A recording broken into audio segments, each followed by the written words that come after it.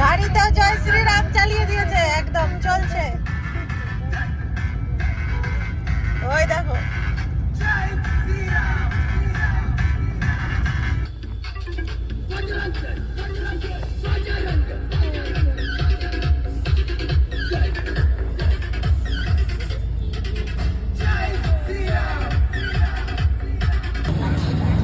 ভুট্টা খাচ্ছ? এই যে ভুট্টা খাচ্ছ সবাই।